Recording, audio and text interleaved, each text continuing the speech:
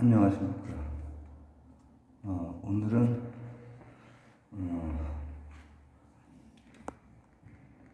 하나, 둘, 셋, 넷, 수에 대해서 한번 얘기를 해보도록 하겠습니다. 그래서 넘버 시스템. 제가 이제 이 수학이랑 관련된 콘텐츠가 사실 여러 개 있는 것 같지만 나머지는 다 철학적인 거나 과학적인 거에 들어간 거고, 거의 수학 콘텐츠로 그래도 볼 수 있는 것은 함수, 중2 수준으로 이제 지금 함수, 그리고 그다음에 미적분 통역학, 이 두 개가 수학 콘텐츠로 그 카테고리를 할 수 있을 만한 거는 그 두 개 정도밖에 안 돼요. 근데 이제 그거를 이제 10대 분들뿐 아니라 다른 연령층에서도 이제 들으시고 했는데, 이제 그거를 좀 반영을 해서 오늘은 지금까지 했던 것 중에서 가장 쉬운 것 같죠? 넘버 시스템이니까. 그렇죠. 이제 1, 2, 3, 4 이런 거부터 시작을 해가지고 나중에는 허수까지 하면은 복수수 수체계 우리가 쓰는 기본적인 수체계 중2 수준에서 이제 제가 지금 하는 거기 때문에 중2가 이해할 수 있는, 중2 때 어디까지 나오는지 요즘에 모르니까. 근데 그거를 하지만은 그래도 수학 콘텐츠에 가깝지만은 처음에 1부터 만만치는 않을 거다. 쉽긴 쉬울 건데 내용을 풍부하게 제가 이제 넣으려고 생각을 하고, 보통 이런 콘텐츠는 한 큐에 가는데 지금 이게 한 큐가 아니라 또 찍고 있는 겁니다. 좀 더 정리되는 걸 나누고자.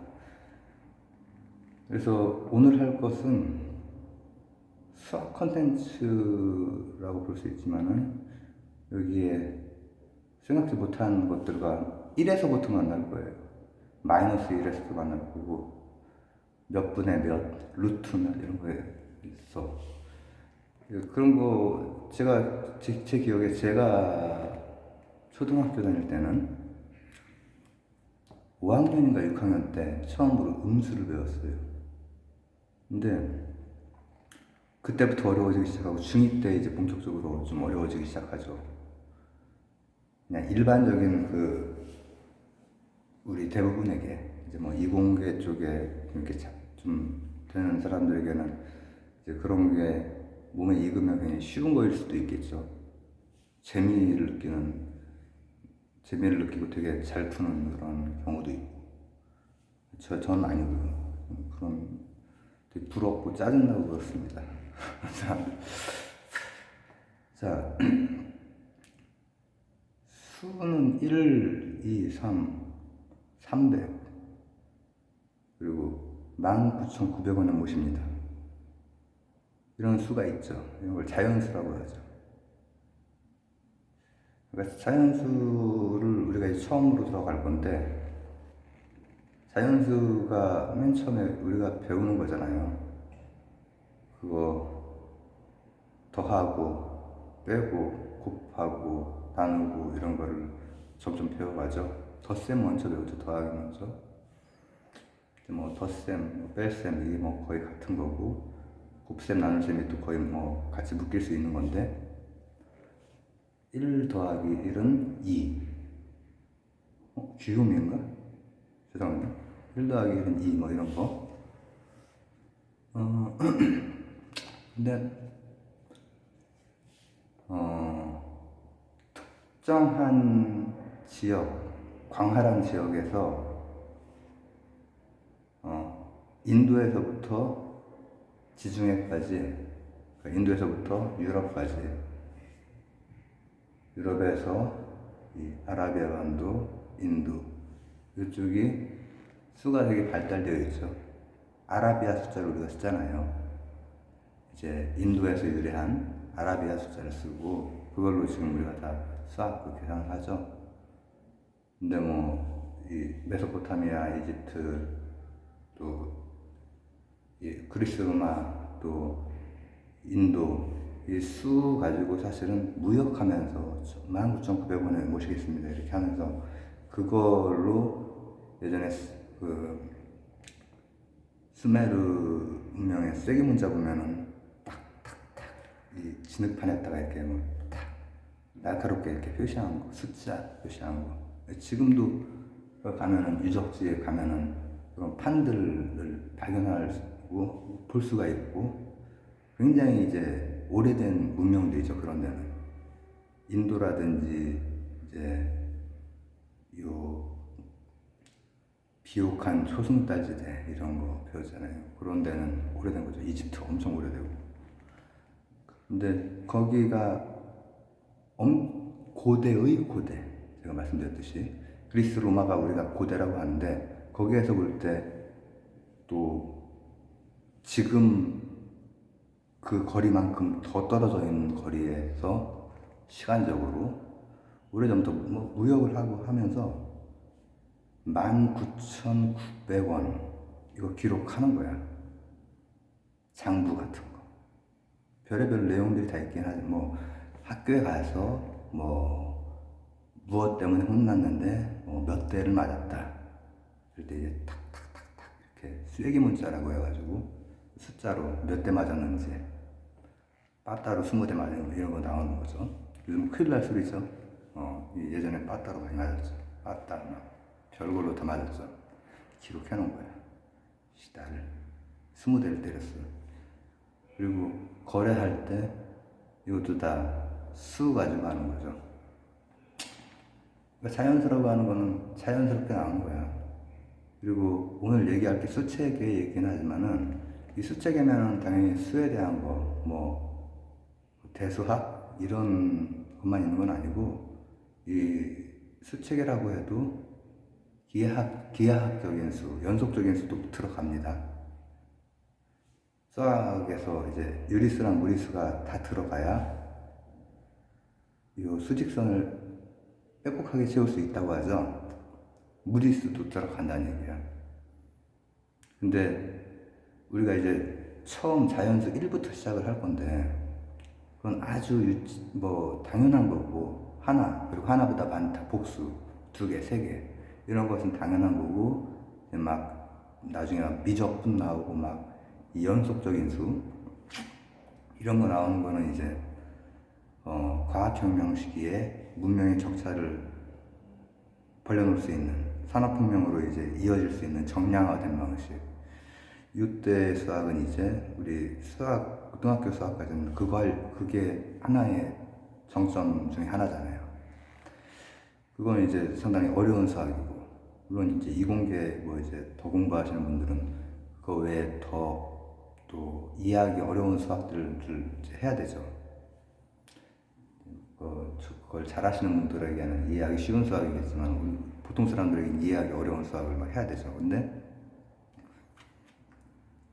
처음 게 유치하고 점점 발달을 했다라고 보기 되게 어려운 게 처음에 거래하고 이 정도는 몰라도 그리스 로마 문명이 한번 업그레이드 되는 그 이유가 제가 말했듯이 직각은 어디서나 다 세울 수 있었지만은 개별적인 문제는 해결할 수 있었지만은 전체로서 피타고라스가 해결하는 그 수학이 가진 진짜 힘, 그 활용성이 높아지는 그런 정리, 그리고 이제 그리스 로마의 그 문명 내에서 아리스토텔레스의 논리학, 그리고 그 뒤에 유클리드, 이제 기하학적인 걸 해결했죠. 그럼 피타고라스 이런 사람들이 다 물론 플라톤도 이제 기하학 를 모르면은 출입금지 이렇게 했지만은 그때 당시에 예를 들어서 정수가 정수하기 전에 자연수 먼저 자연수 1, 2, 3 거기에다가 의미 달고 그리고 뭔가를 정리를 하고 더 포괄적인 정말 수학적인 아름다운 정리를 하고 이런 것들이 그때 당시에 고민들이 녹아 있어요. 그래서 그게 예를 들면 1, 2, 3, 4 그러다가 이런 것들의 비율로 뭔가를 표현할 수도 있다. 이 현 가지고 음악적인으로 현 가지고 몇 대 몇 대 몇 1대 2, 뭐 2대 3, 뭐 4대 5 이 비율을 가지면 어떤 협화음이 나온다.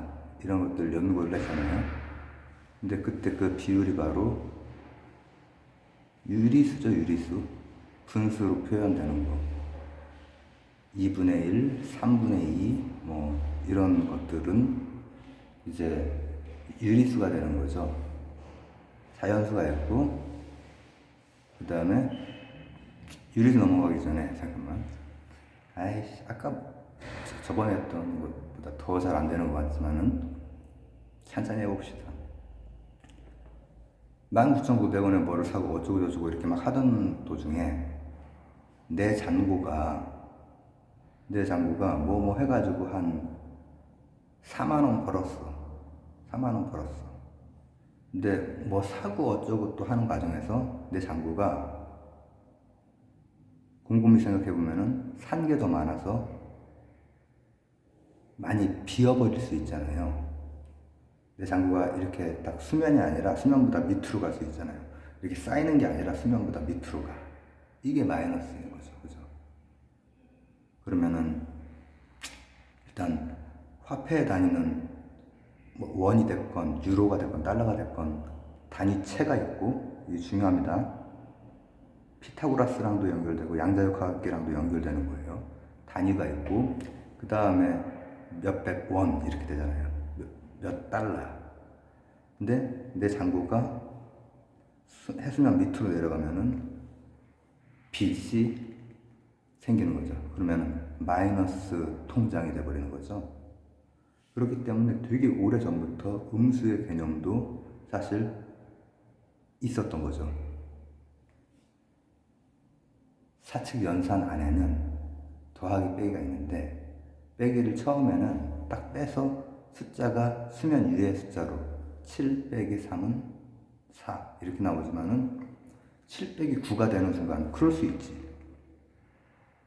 양희은 씨 성대모사가 아니라 그럴 수 있어. 왜? 내가 7을 벌었는데 월급으로 9를 쓸 수 있잖아요. 그러면 마이너스 2가 되는 거예요, 통장에. 이런 게 이제 정수예요, 정수.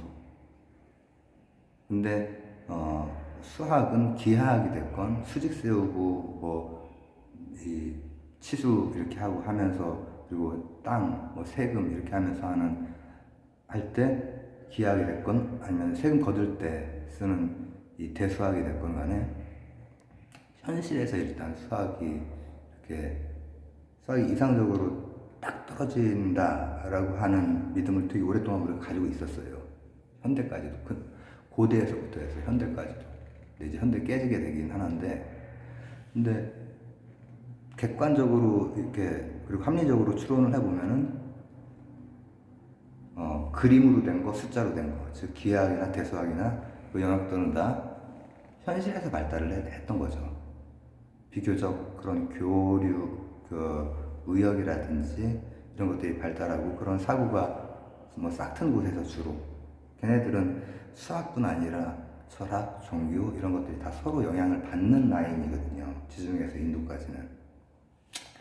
그래서 이제 거기에서 이제 수학이 다른 문명권에 비해서 엄청나게 발달을 하죠. 근데 그때만 해도 수학이라고 하는 건 굉장히 철학적인 거거든요. 이과에서 가장 철학적인 거죠. 완전 추상적인 거고. 피타고라스에게는 수가 신이었죠. 오르페우스 교주이기도 하고. 가장 물질이 휘발된 1이라고 하는 것은 사람 하나가 될 수도 있고, 진돗개 하나가 될 수도 있고, 뭐 하나가 될 수도 있고, 한 가구가 될 수도 있고, 이 1이라고 하는 그 개념이 엄청나게 추상화된 개념이에요. 근데 그런 것들이 현실 속에서 이제 뭐 무역하고 이렇게 하고 현실 속에서 뭐 건물 세우고 몇 평, 뭐 땅 재고 이렇게 하는 과정에서 기하학이나 대수학의 개념들이 쓰이다가 정교화가 되는 거야. 그리고 또 자연의 패턴과 맞고 그러면서 자연수하고 음의정수 이런 것들이 자연스럽게 너무 오래전부터 거래가 돼서 다 쓰였단 말이야. 그리고 0이라고 하는 개념은 더욱 추상적이지만은 우리가 이제 이렇게 생각할 수 있잖아. 7 벌었는데 7 싹 나가면 딱 해수면이야. 그러면 이제 그거에 대해서 이 사피엔스가 이제 0이라고 하는 그 개념까지 도달을 한 거죠. 0이라고 하는 개념까지. 근데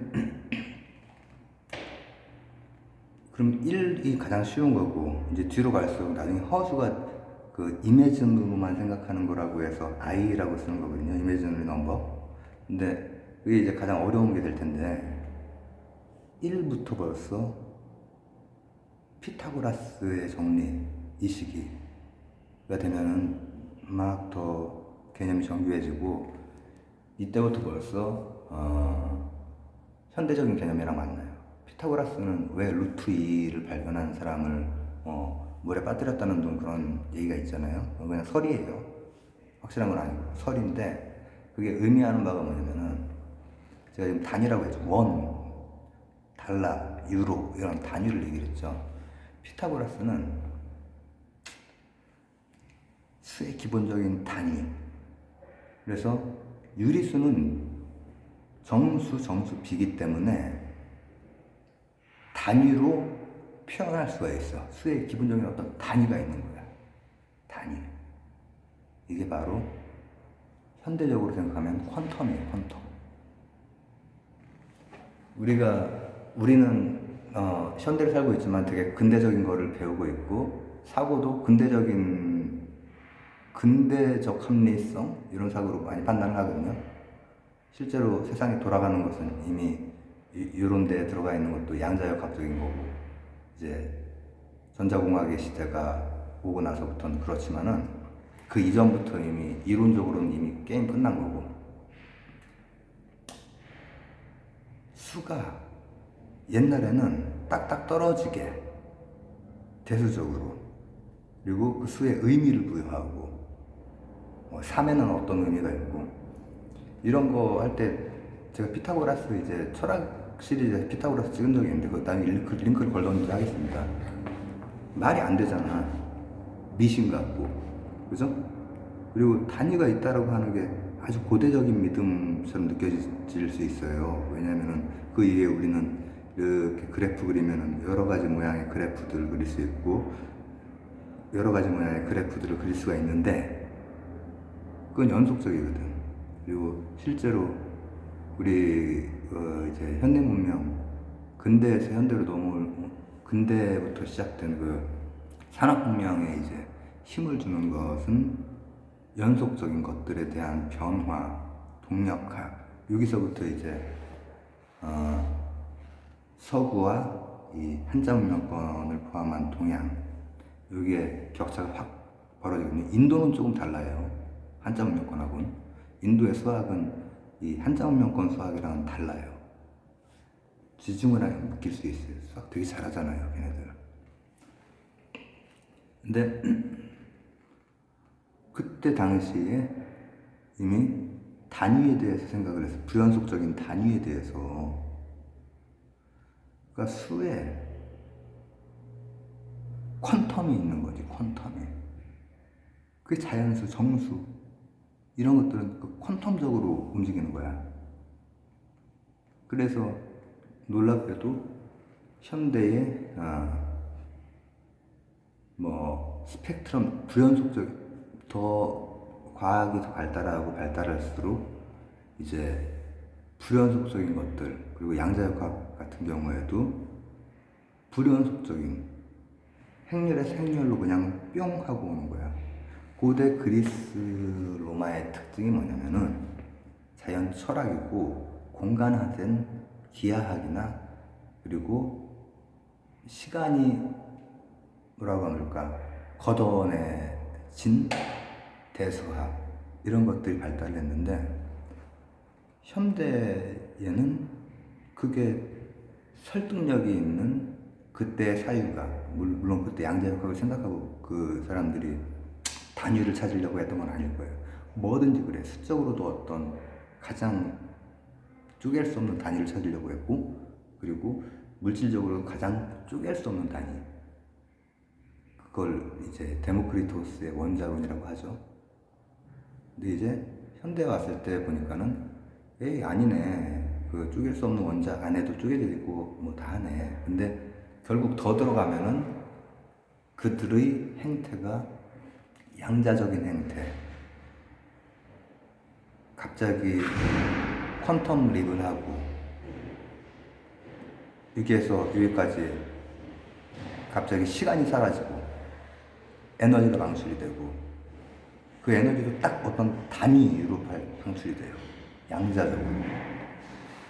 게다가 피타고라스가 생각했던 수의 의미 붙이고 했던 거 있죠? 이거는 현대적으로 좀 해석을 해보자면은, 제가 말씀드렸듯이 그때 했던 게 지금 양자역학이나 아니면 지금의 과학기술이랑 딱 맞아떨어진다는 얘기는 아닌데, 우연히 이렇게 됐다고 할 수는 없는 것이, 진지하게 그걸 생각을 했어. 단위에 대해서. 야, 기하학은 몰라도 대수학은 확실하게 단위가 있지 않느냐. 그리고 또 하나는 조화, 어떤 수의 의미나 조화나 이런 것들에 대해서도 계속 생각을 했어. 근데 수의 의미 하는 게 뭐죠? 지금 디지털 세상에 보안이나 암호가 다 소인수, 이제 수에는 자연수에 합성수가 있고 소수가 있어요. 그래서 합성수라고 하면 예를 들면 8 같은 거는 어떻게 나타낼 수 있냐면은 소인수 분해를 하면 1 곱하기 2 곱하기 2 곱하기 2 이렇게 되죠. 그래서 2의 3승 이렇게 되죠. 근데 7 같은 거 하면은 1 곱하기 7, 1과 자기 자신만으로 이제 소인수 분해가 되면 이걸 소수라고 해요. 근데 그런 소수가 현대 보안이나 암호, 디지털 세상에서 가장 핵심이 되는 요소 중에 하나예요. 예를 들어서 슈퍼컴퓨터하고 양자컴퓨터랑 대결할 때 슈퍼컴퓨터가 푸는데 한 100만 년 정도 걸리는 거를 양자컴퓨터가 몇 초 안에 풀었다, 이런 뉴스가 나오잖아요. 그럼 그게 뭘 의미하는 줄 아세요? 소인수 분해를 얼마나 빨리 하느냐, 그거예요. 왜냐면 그걸로 보안이나 암호나 이 디지털 세상의 핵심이 되는 것들, 이거 다 숫자가 왔다 갔다 하는 거거든요. 지금 여러분들이 듣고 보시는 것들은 그게 다 변환이 된 거고, 변환이 우리가 가지고 있는 센서로 들어올 수 있는 방식으로 숫자가 변환이 된 거예요. 0하고 1로 이루어져서 여러 가지를 근데 이제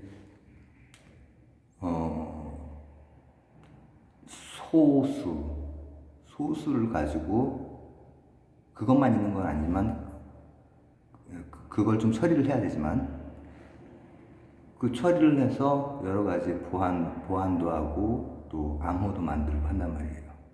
그러면은 양자역학적으로는 지금 연구 중이지만은 현대 쓰고 있는 수학으로는 확률적으로는 거의 암호를 풀 수가 없어요. 이제 이런 세상, 디지털 세상에서는 개인 키가 있고 공개 키가 있어가지고 그 두 개가 비대칭적으로 되어 있는 수학이거든요. 근데 그거 할 때 소수 같은 거 쓰는 거예요. 소수. 소인수 분해가 1하고 자기밖에 안 남는 수, 이런 거랑 몇 가지 다른 몇 가지 처리, 지수 함수라든지 아니면은 그 모듈러 함수라든지 이런 처리를 해서 그 코인 하는 거, 그것도 그 계산하는 거예요. 컴퓨터가 막 계산하잖아. 그래가지고 채굴하는 것도. 그러니까는 고대에 1, 2, 3, 4, 5, 6 했던 게, 그리고 그때 막연한 게 아니라 나름대로 고민을 했던 부분 중에 하나가 단위에 대한 건데, 양자적인 것, 그리고 또 수가 가지고 있는 의미. 이거는 바로 연결하기는 힘들지. 왜냐면은 그 피타고라스가 이렇게 했던 거는 정말 미신 같은 느낌인데, 우리도 잘 생각해 보면은 요거를 이 각각 그 화소마다 이 픽셀마다 RGB 값 이렇게 딱딱딱딱 해서 이렇게 나오는 거잖아요. 숫자의 의미를 부여하는 거야, 사실. 그렇잖아요. 이게 뭐 R 값이 한 130, G 값이 한 72, RGB, B 값이 한 49, 뭐 이런 식으로. 그 다음에 이제 조도가 이제 뭐 174, 이런 식으로 그런 거란 말이죠. 이게 자연수예요. 지금 자연수까지 하는데 30분 가까이 있었네. 모르겠다. 좀 길게 하게 될 수 있어요. 왜냐면 제가 하면서 계속 만족이 안 되는 거예요. 제가 이런 거는 거의 한 큐에 다 끝내는데 조금 더 만족스럽게 하고 싶어서 노동을 해야 돼. 자, 그래서 어떻게 보면은 정수에서 기본적으로 사칙 연산을 할 때 하다 보면은 이 자연수뿐 아니라 음의 정수도 필요해. 영도 필요하고, 덧셈, 뺄셈을 만족하려면은 갑자기 이제 잔고가 마이너스 되는 통장이 필요하지. 그 다음에 곱셈과 나눗셈 할 때 유리수가 필요한 거죠. 고대의 고대 이집트에서 빵으로 이제 그 급료를 저기를 할 때, 빵하고 맥주 이런 거 할 때, 빵이 5개고 사람이 7명이면은 어떻게 나눠야 돼? 어떻게 나눌 거예요? 한 사람당 7분의 5가 되는 빵 조각을 가져가야 되죠. 이게 유리수잖아요. 유리수. 그래서 이제 정수에서 유리수까지 확장이 되는 거예요. 확장되는 과정에서는 제가 이건 나중에 강조할 건데, 나눗셈이 그 안에 있네. 그죠? 그리고 이제 제가 오늘 말하는 수체계뿐 아니라 다른 여러 가지 함수도 있죠. 제가 함수 얘기했죠. 이렇게 들어온 다음에 어떤 정합적인 처리를 한다면 이쪽으로 나와버려. 값이 정확하게. 그 나온 거, 6에서 하는 함수, 6에서 연산을 하는 거지. 정합적이기만 하면 돼요. 그래서 이제 유리수까지 확장이 되는 거예요.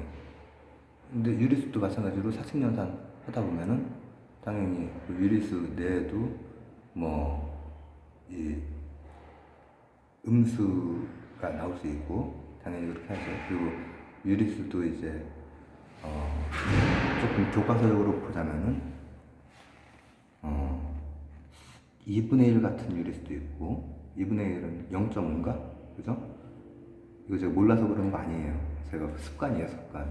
이 대답 유도하는 습관이 계속 남아가지고. 3분의 1이면은 0.33333333333333 이게 순환하는 그 소수도 있고, 소수로 표현했을 때 그렇게 뭐 나눠져 있죠, 책에는. 근데 어쨌든 그거를 이제 한 방에 이해하려면은 정수의 비로 표현되는 거예요. 근데 이제 루트 2가 문제가 되는 거지. 루트 2는 요거랑 똑같아. 이진대. 그러면 이게 루트 2야. 근데 피타고라스 그 시기에 단위에 관심이 많았어. 정합성을 여러분, 수학이랑 또 이를테면 자연과학에서 쓰는 수학이랑 같은 공통의 부분도 있지만은 갈라지는 가지도 많이 있거든요. 그래서 저는 사실은 수학을 전공을 한 사람이 아니고 이제 물리학을 조금 공부를 했었는데 거기에서 쓰이는 수학이랑 수학의 수학이랑 완전 같다고 볼 수는 없어요. 왜냐하면 수학은 훨씬 더 철학적이에요. 물리학에서는 수학적이랑 다른 대답이 막 나올 수 있거든요. 뭐가 어떻게 될 확률은 없다라고 그냥 자신만만하게 엔트로피 법칙에 의해서 말할 수 있는데 수학적으로는 확률이 있다라고 밖에 말할 수가 없어요. 10의 마이너스 한 80승의 확률이 있다라고 말할 수가 있어요. 쏟아진 물이 컵에 담길 확률이 10의 마이너스 몇백 승 있다라고 말할 수밖에 없어요. 근데 이제 그 정도가 되면 물리학적으로는 없다라고 그냥 말해요. 물리학에서는. 이게 엔트로피 법칙이죠. 다르긴 하지만은 공통되는 부분이 있고, 그리고 오늘은 수학적으로 좀 더 가는 거기 때문에 수학이 훨씬 더 철학적이거든. 이 피타고라스의 문제의식은 뭐냐면은 본인이 생각할 때는 어떤 경우에도 그림으로 표현된 수, 그림은 이제 기하학이죠. 이런 것도 이 비탈길 이 루트 2가 아닐 것 같은 거야. 그러면 안 될 것 같은 거야. 정합성이 깨질 것 같은 거야. 그걸 못 견디거든. 하나로 딱 포기할 수 있어야 되는 거야. 어떤 단위로 1처럼 단위로, 아니면 3분의 2처럼 단위로. 근데 이 루트 2는 단위로 포개지지 않는 거야. 근데 그게 증명이 되죠. 귀류법으로. 귀류법이라고 하는 거는 이제 잘못된 전제를 한 다음에 모순인 걸 밝히는 거죠. 그래서 지금 책에서는 어떻게 나올지 모르겠지만은 밝힐 수 있는 방법은 뭐 여러 가지 있겠지만은 예전에 배웠던 책 중2 때는 모르겠네. 언제 배웠는지 모르겠지만 고등학교 정석 같은 데 나오는 거 보면은 만약에 유리수라고 하자 가정을 하는 거야. 그럼 뭐 예를 들면 B분의 A라고 하는 거야. 서로 이제 약분 안 되는 B분의 A라고 하고 쭉쭉 나가 보면은 좀 식을 변형을 하면은 모순이 나와. 그러면 루트 2는 무리수이다가 되는 거죠. 근데 그 무리수가 되는 순간 피타고라스의 종교적인 수의 세계관이 깨져버리기 때문에 무리수일 수 없다. 분명히 유리수일 거다. 근데 증명이 돼버리잖아. 수학에서 이제 중요한 것은 동일률, 모순율, 배중률이에요. A는 A이다. 그리고 이게 동일률이죠. 그리고 배중률은 뭐냐면은 A면서 B 이런 건 없다라는 거야. 그리고 모순율은 방금 말했듯이 전제에서 모순이 발생하면은 이제 반증이 되는 거죠. 근데 이 루트 2 같은 것이 무리수라고 하는데 무리수도 이제 뭐 좀 더 들어가면은 뭐 루트 씌어서 이렇게 숫자 넣는 그런 무리수 있어. 우리가 알고 있는 넘버를 넣는 것도 있고 또 이제 초월 우리가 알고 있는 걸로 했을 때는 파이 같은 거 있죠. 이제 이공계로 가면은 그런 식으로 쭉 무한히 나가고 규칙성도 없는 수가 있어. 루트 2 같은 경우에 무한히 나가는데 규칙성이 없거든. 3분의 1과는 달라요. 파이도 마찬가지야. 3.14 다음에 쭉 나가는데 어떤 규칙도 점점 찍어서 반복 도돌이표를 할 수가 없는 거야. 이게 무리수예요. 그럼 지금 우리가 시간 더 걸리네. 많이 걸리네. 우리가 지금 유리수, 무리수까지 다 하면은 실수를 다 본 거네. 실수. 이제 이지 실수까지 나갔네. 이거를 실수라고 하는데 그 실수가 되는 순간에 이 수직선이 빽빽하게 차요.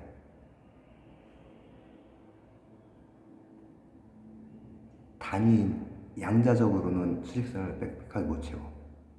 그러나 무리수가 들어가면 빽빽하게 차. 훨씬 더 진보한 거지 사실. 수학적으로. 그리고 나중에 데카르트에 의해서 수와 그림이 만나. 대수학과 기하학이 만나. 그러면서 해석기하학이 나올 때 이 촘촘한 거 가지고 변화, 움직이는 세상을 이해하고 기술하고 예측하고 활용해서 뭘 만들 수 있는 거예요. 움직거리는 증기기관, 내연기관, 외연기관 이런 걸 만들 수 있는 거지. 로켓 이런 걸 만들 수 있는 거지. 그리고 그게 더 진행이 되면은 고대적인 개념에서 퍼온 새로운 생각, 행렬식으로 처음에 표현됐던 양자역학 이런 것도 할 수가 있고. 근데 자, 무리수 여기에서도 이제 현대적인 거 하나를 조금 넣자면은 파이는 3.14 이렇게 된 다음에 쭉 나가잖아요. 그럼 거기에 특정한 수가 뭐라고 할까? 9가 연속으로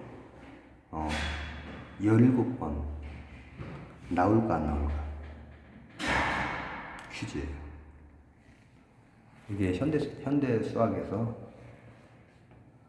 현대 수학이 이제 한번 탁 깨지는 그 계기가 되는 거거든요. 고대적인 수학 개념에 의하면은 배중률 중간은 없기 때문에 나온다 아니면 안 나온다만 둘 중에 하나가 답이죠. 양자택일이죠. 근데 이게 만약에 패를 까봐야 하는 거다 이렇게 답을 하면 수학적인 대답이 아닌 것 같잖아요. 근데 실제 정답이죠. 패를 까보기 전에는 그렇다 아니다가 중첩이 되어 있는 거예요. 그렇잖아요. 그게 뭘 의미하냐면은 수학에서 아주 기본적으로 깨지지 않을 거라고 생각했던 것들이 균열이 생기기 시작을 해요.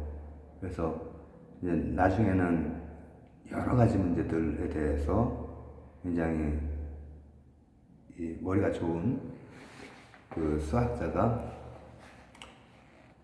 여러 수학의 문제들을 다 숫자로 표현이 가능하고 심지어는 자연수로 우리가 맨 처음에 했던 거 그러니까 자연수가 만만한 게 아니라니까 자연수 가지고 그리고 또 소수 같은 거 가지고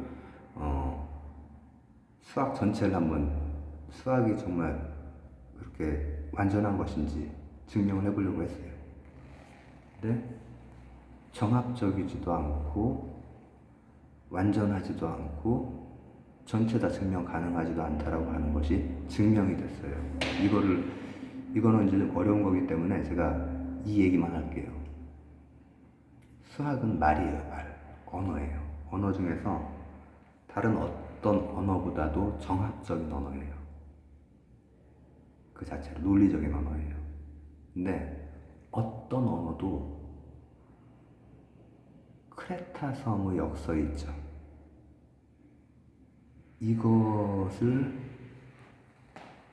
헤어나올 수 없어요. 그 자체로는. 수학 역시도 그 세 개 다 안 돼. 그 역설 속에 빠져 있는 거야.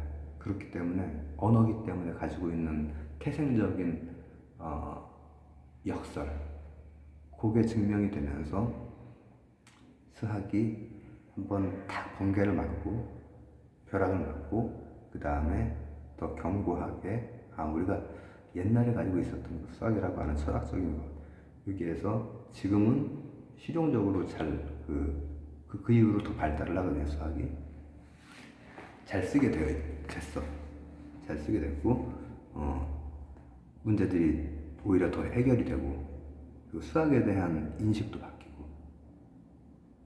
수학은 그림이 됐건 숫자가 됐건 현실에서 패턴, 자연 패턴이라든지 이런 거에서부터 우리가 그걸 파악하면서 나온 거고 그리고 그게 그 자체로 완전하다고 믿고 싶고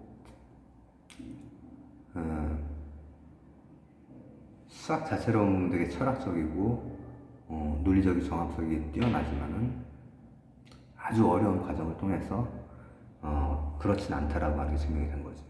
근데 우리가 지금 실수까지 했죠.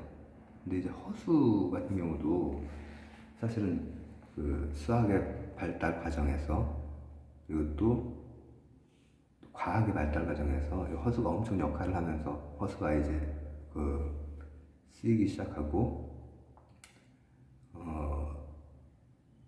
그러니까 이를테면은 아주 가장 현대적인 어떤 방정식이 됐건 어떤 무슨 식이 됐건 제가 방정식 안에 확률이 들어가 있는 경우가 있기 때문에 사실 행렬식이랑 다를 바 없는 식인 경우가 있단 말이죠. 슈레딩거 방정식 같은 거.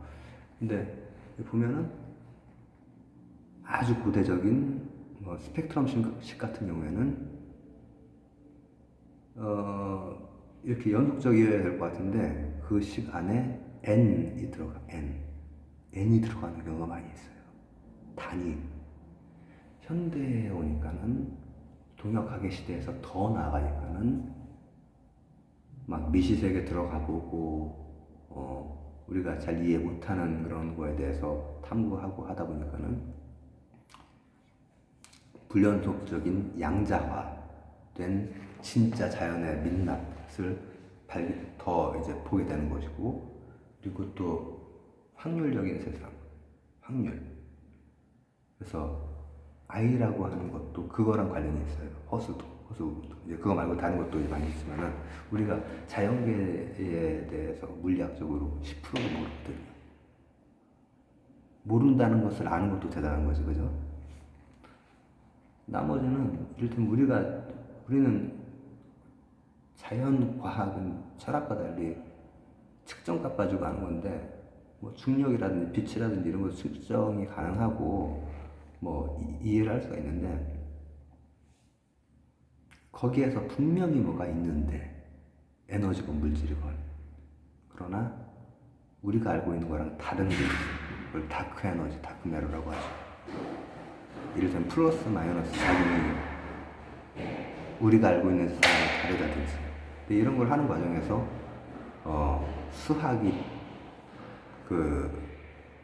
수학을 통해서 이제 이런 것들이 밝혀지고 또 아이디어가 나오고 이런 경우가 많단 말이에요. 근데 허수가 많이 있어요 그때. 그리고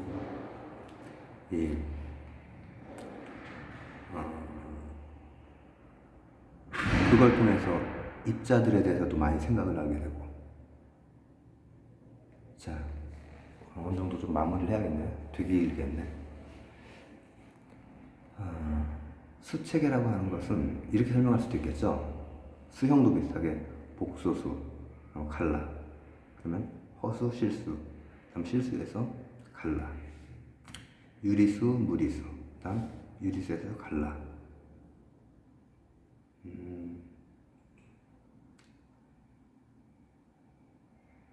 정수 또 갈라. 음수, 영, 자연수 이렇게 된 게 수야. 수인데 그 수가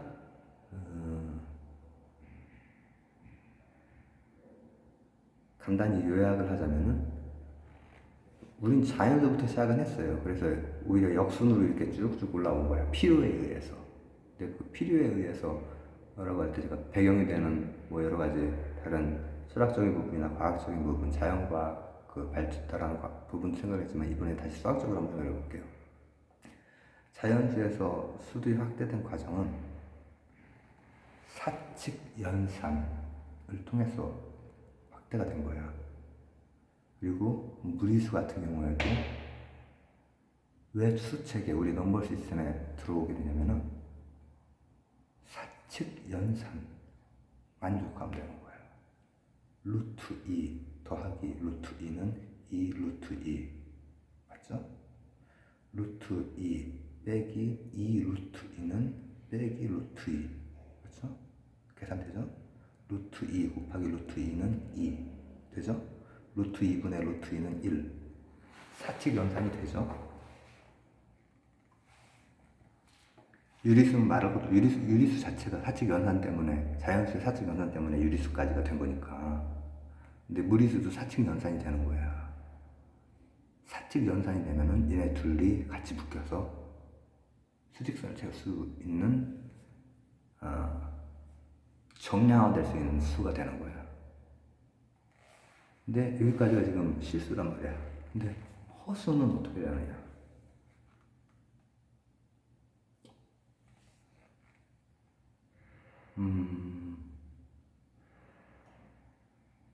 예를 들어서 1의 그러니까 어떤 자연수의 제곱근이 있을 수 있죠. 있죠. 무조건 있죠. 있을 수 있는 게 아니라 7이면은 플러스 마이너스 루트 7 이렇게 있죠. 제곱근이. 근데 혹시 1, 2, 3, 4, 그 다음 0, 그 다음 마이너스 1 마이너스 1도 제곱근이 있을 수 있다면 어떻게 있을 수 있을까? 상상을 해보는 거야. 이미진을 해보는 거야. Imagine there's no heaven 하면서 imagine 죄송합니다. 그럼 i로 표현을 해. 빼기 1이 되는 곱해서 제곱해서 i를 제곱하면 빼기 1이 되는 거야.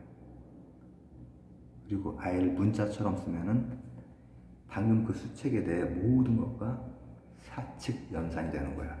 1로 들어가서 1로 나올 수 있는 어떤 연산 있죠. 그 연산 법칙에 모순이 없으면은 쓸 수 있는 거예요. 쓸 수 있어. 그렇기 때문에 수체계가 그렇게 나오는 거예요. 그리고 그 수체계는 각각 굉장히 쉬워 보이는데도 현대적인 의미가 있는 부분이 있고 아주 이제 가장 뒤에 놨다고 볼 수 있는 허수 같은 경우에도 과학적으로 엄청 많이 쓰이는 거예요. 과학적으로는. 허수 때문에 현대물리의 소립자들이 발견이 되고 막 그런 거거든, 사실.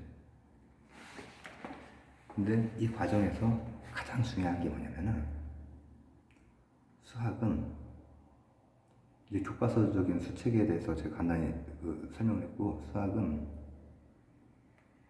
약수 정합적으로 이를테면 연산이라고 하는 그 약속이 쓰일 수 있는 거면은 다 수체계 안에 포함이 되는 거야. 사칙 연산을 만족하는 거. 사칙 연산이 아니어도 좋아. 새로운 수학이 나올 수 있는 거야. 어떤 연산 만족하면 돼. 그러면 방금 말한 그 수체계 외에 다른 여러 가지 수학들 있잖아. 이를테면은 지수, 로그, 삼각 이런 것들도 연산을 만족할 수 있는 시스템 안으로 들어오면 수학에서 막 자유롭게 쓸 수 있고 미적분도 하고 할 수 있잖아요. 그렇게 만들어주는 거야. i의 제곱을 마이너스를 정의하듯이 어떤 수의 0 제곱을 1로 정의를 해주면은 우리가 만들어낸 수학 형식이 자연수는 자연적으로 우리가 하나하나 세는 거지만은 단위를 가지고 그게 아닌 괴상망측한 밑과 지수가 있는 거라든지 로그라든지 이런 것도 몇 개만 정의를 해주면은 사칙연산으로 싹 다 들어올 수 있는 거예요. 그렇죠? 그리고 그게 의미하는 바는 뭐냐? 수학은 되게 철학적인 것이고 자연 철학으로서 아주 오래전부터 연구가 됐어요. 그 이전에 실용적으로 장사하면서 쓰이던 것이고 실용적으로 수직 세우고 면적 재고 세금 걷고 할 때 쐐기 문자로 쓰이던 게 수학인데 그게 그리스 로마 시기에 깊어지면서 만족하면 어떤 규칙을 서로 만족하기만 하면은 들어올 수가 있는 거야. 근데 이게 가지고 있는 가장 큰 힘은 뭐냐면은 훗날 산업혁명 이렇게 되기 전에 과학혁명 이때 실제 세상의 패턴을 반영을 하고 있거든. 수학이. 그러니까는 정량적인 방식으로 활용도가 엄청 높아지는데 중요한 거, 자 가장 중요한 겁니다. 오늘 이 얘기하려고 한 거예요. 거의 1시간 얘기했네. 2002년 월드컵, 한일 월드컵이 있었죠. 이제 그거 모르시는 분들도 계실 거고, 이제 저는 그때 당시 젊은 시절이기 때문에 생생하죠. 이탈리아전의 열기는 어땠느냐? 기가 들어갔네, 기. 이기론에서 이렇게 이런 기. 그러면은 제 또래의 분들은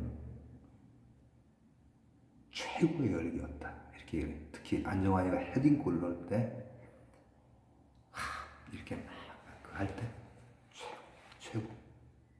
이천수가 그 말란디 선수가 그 얼굴을 공이랑 관계없이 얼굴을 막 때리고 막 그때 비에리가 근데 그 헤비 막 아마추어 복선가 그랬거든. 근데 더티했어요, 되게 이탈리아가. 최고의 열기 속에서 우리는 그걸 보고 진짜 내 친구들 울 놈들이 아닌데 막 울었어. 저는 약간 눈시울만 붉어졌어요. 이탈리아가 엄청 축구 강국이잖아요. 근데 열기 최고였다. 이거를 이탈리아에 가서 물어봐요. 2002년 월드컵의 열기는 어땠느냐? 막 이렇게 얘기를 할 거예요. 거기는 최고의 열기였다라고 절대 얘기를 안 하겠지. 그지? 브라질을 가서 얘기해봐. 그러면은 그때 굉장한 열기가 있었다. 삼바 이렇게 치면서 할 거야. 독일에서 물어보라고.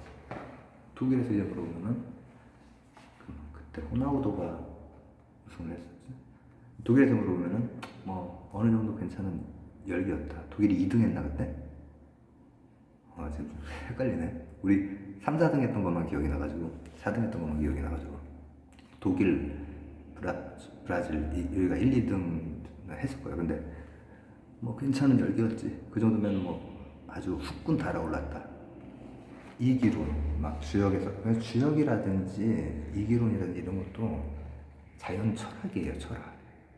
그렇기 때문에 우리가 생각하는 그런 미신 그런 건 아니고 기 같은 게 그래도 나름대로 이렇게 쓰이고 하는 게 정량화가 안 되면 과학적으로 이렇게 얘기하기 힘들어. 차이는 뭐냐? 이 월드컵 2002년의 열기, 기는 정량화가 불가능해.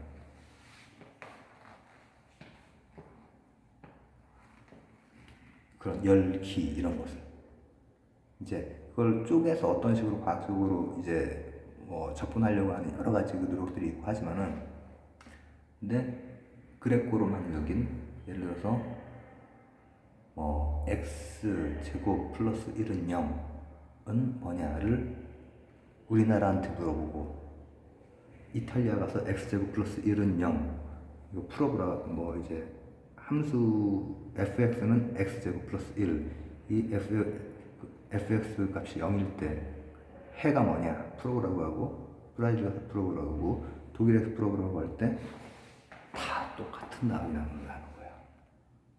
이게 수체계가 가지고 있는 힘이죠. x제곱 플러스 1은 0이니까 x제곱은 마이너스 1이 되죠. 이항하면 그러면 x제곱은 뭐가 되지? 플러스 마이너스 이 허수가 되는 거죠. imaginary number 허수 i 이게 되는 거예요. 그렇기 때문에 이 두 사유의 그 갭이 나는 거죠. 근데 철학으로서는 둘 다 나름대로 쓸모가 있고 오히려 기 같은 게 과학혁명 이전까지는 나름 합리적으로 쓰인 그걸 수 있어. 왜냐면 서양에서의 수학은 알렉산드리아 시기 같은 특정한 시기를 빼고는 좀 따로 놓은 면이 있거든. 실험이나 관측하고는 그건 이유가 있어요. 가시적인 게 아니라 가치적인 거에 대한 열망 때문에 그냥 요 계산이 딱 맞고 요 그림이 딱 맞는 거기에서 일단 그게 진짜라고 생각을 한 거야. 이데아적인 거. 내가 영국에서의 경험론 이런 걸 통해서 실험과 관찰과 결합을 하면서 그런 것들이 폭발력을 가지고 과학혁명에서 산업혁명으로 가고, 그 이후에 현대 수학이나 현대의 물리학이나 이런 데에서는 고대적인 예전의 개념을